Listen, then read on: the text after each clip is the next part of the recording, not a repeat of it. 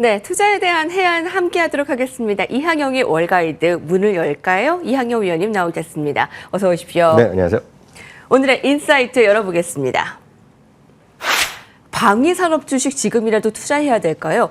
여러분, 최근에 급등세를 보인 방산 주식에 대해서 오늘 특별하게 주제로 선정된 이유가 있을 것 같습니다. 추가 상승에 대한 여력 오늘 알려주신다고요? 네, 기본적으로 이제 이거 방위산업 하면 많은 분들이 전쟁만 생각하시는데요. 너무 전쟁 그렇게만 생각하지 마시고 좀 시각을 넓혀서 우주 항공, 우주 개발 이런 쪽으로 좀 시각을 확대할 필요가 있다라고 보셔야 되겠고요.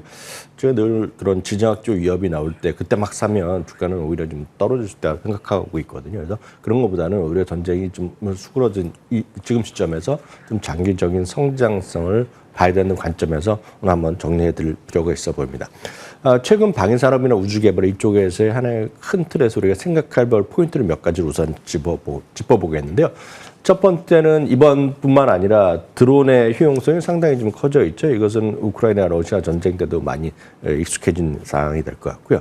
트럼프 대통령이 결국은 미국의 드론 생산이라든가요, 미국의 또 골든돔 이러면서 우주 개발이나 이런 데 행정명령에 사인했다는 거 여러분 아실 것 같습니다.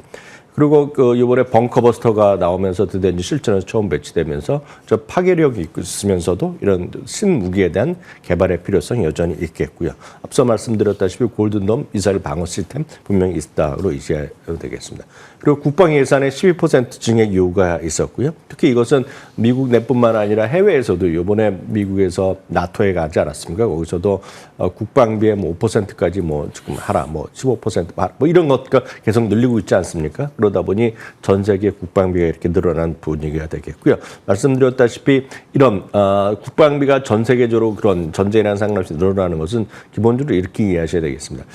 인구 증가율은 계속 둔화되고 인구가 좀 감소하는 지역이 꽤 많이 있지 않습니까? 네. 그러면서도 인구가 어느 나라나 웬만한 나라 마찬가지가 되겠는데요. 고령화되면서 신생아가 좀 줄어들고 있죠. 이러다 보니 전체적으로 군대에 그러니까 군대 복무할 사람들의 어떤 가용 자원이 줄어드는 겁니다. 그러면 여기서 공통적인 의문점이 있습니다. 군대는 이렇게 좀 군대 자체적인 사람이 줄어드는데 그렇다고 해서 국방력을 약화시키겠다는 나라는 없는 거 아닙니까? 그럼 사람이 아니라 이제는 첨단 무기나 이런 우주 무기 이런 걸 통해서 국방력을 강화시키는 시대로 가는 것은 제가 봤을 때는 어느 나라에서 누가 집권을 하건 누가 대통령이 되건 총리가 되건 똑같은 그런 하나의 명제라고 생각하신다 그러면 이 흐름 자체가 단기간을 볼 것이 아니라 장기적으로 추세에서 일단 국방비 방위산업의 증가 추세를 좀 이해하시면 좋을 것 같고요. 그런 그림을 나타내준 그림이 이런 하나의 2017년부터 2027년까지 장기적인 그런 성장을 보여주는 그림이라고 보셔야 되겠습니다. 이런 차원에서 월스트리트나 스티플 자체에서도 특정 기업뿐만 아니라 방위산업에 대한 본격적인 어떤 스타디를 최근에 다시 재개했다는 것도 의미 있다고 보셔야 되겠습니다. 특히 이런 것들이 단기적으로 주가가 올라갔음에도 불구하고 장기적으로 이쪽이 여전히 성장성이 높다는 그런 얘기를 했겠고요. 그런 것들이 앞서 말씀드렸던 그런 7, 8가지의 전체적인 이슈가 있다고 보셔야 되겠습니다. 그럼 이런 것들이 성장성이 그런 많은 분들이 꺾일 가능성이 별로 없다는 것이 일반적 원리가 시각이 되겠습니다. 왜냐하면 미국에서도 2020년 국방비 지출이 또 증가하는 거로 예산이 지금 진행되고 있다는 거 아셔야 되겠고요. 고수요 분야에서의 포지셔닝이 계속해서 유효하다라고 보셔야 되겠습니다. 여기에는 우주 미사일이라든가 극초음속 무인 기술, 인공지능 분야가 여기에 합치될 수 있다라고 보셔야 되겠습니다. 그리고 중동이라든가 유럽 그리고 인도 태평양 지역에서의 위협이 계속 증가되고 있다는 것도 분명히 우리가 하나의 이슈로서 보셔야 되겠고요. 특히 가장 중요한 것이 무인 항공 시스템 그리고 이에 대한 대응 방안. 예를 들어서 무인 항공기가 이렇게 드론이 이렇게 공격하다 보면 그걸 막기 위한 새로운 시스템도 갖춰야 되기 때문에 그런 것들이 하나의 흐름이라고 보셔야 되겠습니다. 그러면 여기서 다시 한번 관련 기업을 몇 가지 소개해드리겠는데요. 대표적인 것이 이제 조금 미국 주식을 적극적으로 하신 분은 이제 들어보셨을 만한 회사가 AVAB입니다. 심벌로요. 에어로바이러먼트라는 회사가 되겠는데요. 미국의 방위산업 우주항공 대표적인 기업이 되겠고요. 소형 무인항공기 이쪽에서의 전술 미사일 시스템을 설계, 제조, 이런 그런 회사라고 보셔야 되겠습니다. RBC는 최근에 목표 주가를 $275로 올려놨고요. BTIG도 목표 주가를 $300까지 올려놨다는 것도 참고해 보시면 좋을 것 같고요. 또 하나 이제 많은 분들이 아실 만한 거, 저도 이제 가끔 소개해 드렸는데 크라토스 디펜스 앤드 시큐리티라는 있습니다. K-TOS라는 기업이 있는데요. 미국 기반의 역시 방위산업 업체로요. 무인항공 시스템, 위성통신, 미사일 방어 시스템 이런 것들을 전체적으로 다루는 그런 기업이라고 보셔야 되겠습니다. 골드만삭스가요. 지난 6월 말에 매수로 투자 의견을 상회했고요. 목표 주가도 $52로 상회했습니다. 스티펠에서도요. 목표 주가를 $54로 상영하는데요. 이런 것들이 전반적인 분위기를 좋게 얘기하고 많은 사람들이 관심을 갖는 대표적인 드론 관련 기업이라고 보셔야 되겠습니다. 특히 이들은 이제 군사적인 드론 쪽에 이제 특화되어 있다라고 보셔야 되겠습니다. 다음은 ETF를 두 가지 말씀드리겠습니다. 가장 무난한 ETF는 저는 ITA라고 보고 있고 네. 이 전 세계에서 가장 AUM이 큰 이런 ETF가 되겠습니다. 이거는 역시 우주항공 방위산업이 되겠고요.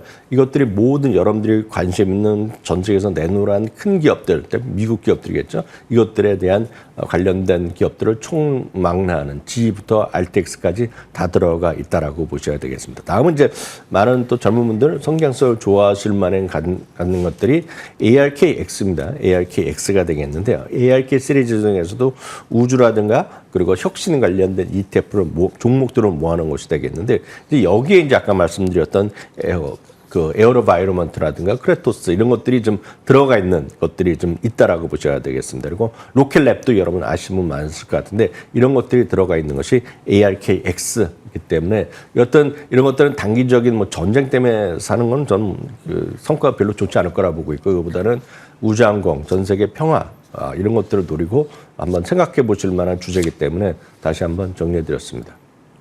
네, 방산주 흐름이 좋은데 어떤 종목을 좀 더 주요하게 봐야 되는가? 그리고 저희 ETF 몇몇 소개해드린 바 있는데 그들의 향방도 참 좋은 편입니다.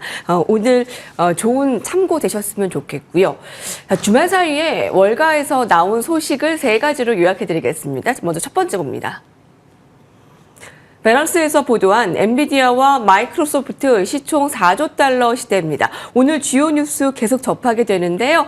자, 인공지능 대장주 엔비디아와 세계 최대 소프트웨어 업체 마이크로소프트가 시총 4조 달러 시대에 바짝 다가서고 있습니다. 자, 둘 다 어떤 식으로 돌파를 하고 뭐 굳힐지 참 궁금합니다. 이번 주에 여러분들이 좀 보실 만한 이벤트가 두 가지가 있을 겁니다. 아마 거의 정해진 거는 제가 봤을 때는 이번 주 목요일 있지 않습니까? 목요일 날 장 마감 시점. 그러니까 금요일 날 새벽에는 아마 상당한 뉴스가 나올 텐데, 그거는 미국 증시가 S&P 500 기준으로 보면은요, 소위 불마켓 강세장을 진입된 지 1000일째 되는 날입니다. 그래서 그 1000일째 되는 것은 지금부터 갑자기 20%가 떨어지지 않으면 가는 거기 때문에 이건 뭐 거의 기정사실화돼 있다라고 보셔야 되겠고요. 또 하나가 이제 사상 처음으로 4조 달러를 찍는 기업이 나오냐는 것인데요. 아마 엔비디아도 가능성이 상당히 크다라고 보셔야 되겠습니다. 오늘 빠르면 오늘 밤에 갈 수도 있겠고요. 아니면 뭐 이번 주 안 되고 다음 주에 갈 수도 있겠지만 엔비디아가 4조 달러에 육박했다라고 보셔야 되겠습니다. 지난 금요일자로는요. 시가총액이 3조 8,900억 달러를 기록했습니다. 2024년 작년에요. 애플의 시가총액이 최고치 종가 기준으로 3조 9,115억 달러였기 때문에 이걸 넘는 것은 뭐 시간 문제라고 보셔야 되겠습니다. 그럼 이번 상승 랠리의 기본 핵심은 뭐냐? 앞선 코너에도 많이 들으셨다시피 뭐 에이전트 AI도 있을 것이고요. 하이퍼스케일의 대비 규모 투자 그리고 요즘 많이 하는 서브레인 AI도 있겠지만 또 하나 이제 중시해야 될 것이 휴머노이드 로봇 쪽에 관련된 로봇 사업의 폭주라고 보셔야 되겠습니다. 이건 이제 젠순항이 이제 향후의 다음 먹거리, 기존의 AI뿐만 아니라 이제 그 다음은 이제 딱 이거다라 얘기할 정도가 되겠는데요. 지난달 스웨덴 산업기술 기업에서 이제 새로운 휴머노이드 로봇 이온을 또 발표하게 됐었는데요. 가장 커지는 산업 중에 하나라고 딱 이거를 선정했습니다. 요즘 많은 분들이 이제 소위 AI 인공지능뿐만 아니라 사람의 노동력 그리고 사람의 노동력인데 상당히 단순 반복하고 그리고 이제 육체적으로 필요할 수 있고 위험한 쪽에 가면 이미 로봇가 많이 접근하고 있는데 이제는 사람과 비슷한 휴머노이드 로봇 시대가 본격화되고 있다는 걸 많이 느끼실 수 있을 것 같습니다. 그것이 지금까지 어떤 행사장에서나 보여주는 였는데요. 이미 이제 예를 들어서 BMW라든가요. 이미 테슬라 같은 데서는 이미 로봇가 상당히 물론 제한적이지만 이미 사용되고 있고 이미 일을 하고 있는 것으로 많이 알려지고 있습니다. 그리고 이제 한번 보셨겠지만 지난 여름이었나요?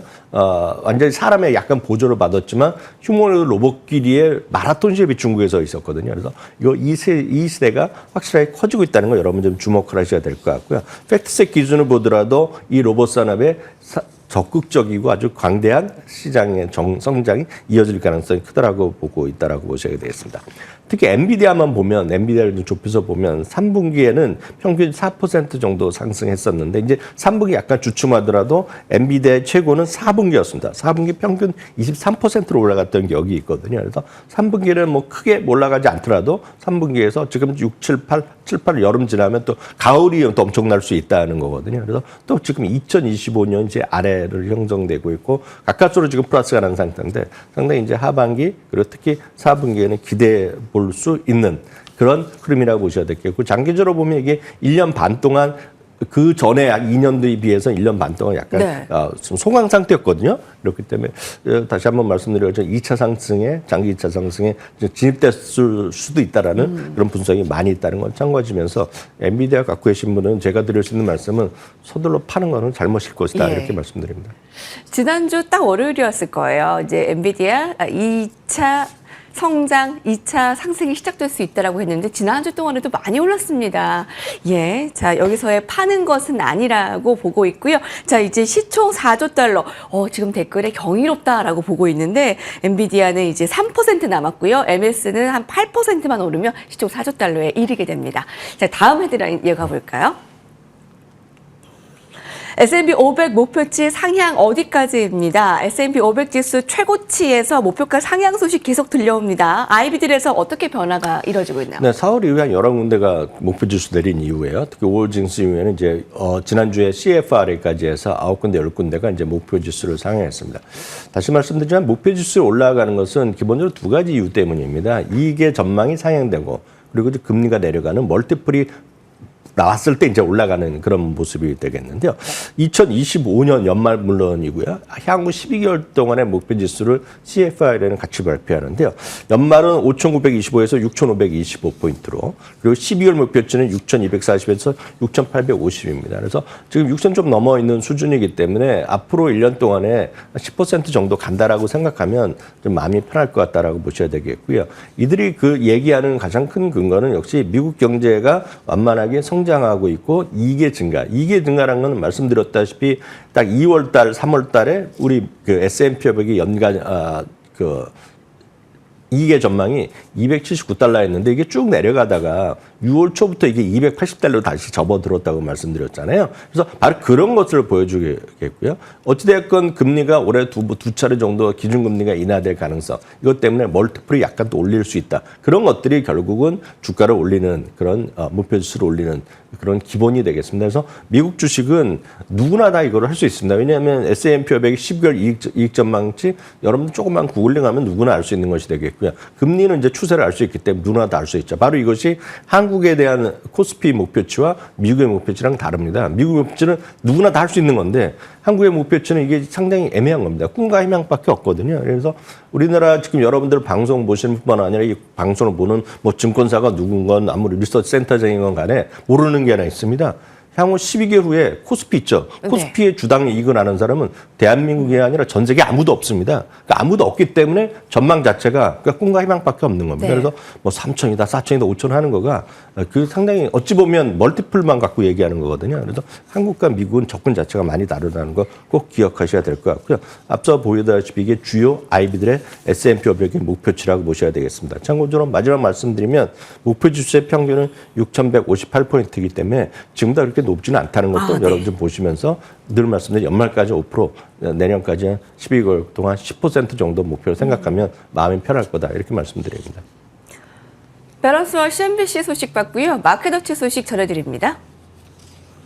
미국과 중국의 무역 협상 수혜주 주목입니다. 오늘 수혜주에 대한 분석 여러분 한눈에 좀 정리해 가실까요? 네, 앞선 포대도 약간 정리가 됐던데요. 기본적으로 보면 미국과 중국의 무역 협상에 따라서 해결된 것이 하나 있습니다. 결국 소프트웨어 쪽에서 좀 해결됐거든요. 결국 소프트웨어 중에서도 반도체나 이런 같은 IT 제품을 제조 설계 그런 검증하는 그런 기본적인 소프트웨어를 갖고 있는 것들인데 그걸 EDA라고 하거든요. 근데 EDA 하는 것을 세계 3위 업체가 있습니다. 1, 2, 3위 업체가 뭐냐면 시놉시스가 시너프시스가 1위 업체고요. 그다음에 케이던스가 2위 업체인데 이건 다 미국 회사가 되겠고요. 세 번째는 지멘스가 이제 독일 회사니까 두 군데 시놉시스와 케이던스가 각각 중국향 매출이 16%, 케이던스가 12%인데요. 바로 이 부분이 이제 해결될 수 있다라는 그런 기대감이죠. 그래서 시놉시스와 케이던스도 여러분들 장기적으로 보시면 좋을 것 같아서 다시 한번 확인드렸습니다. 지금까지 이항용 위원님과 함께했습니다. 감사합니다.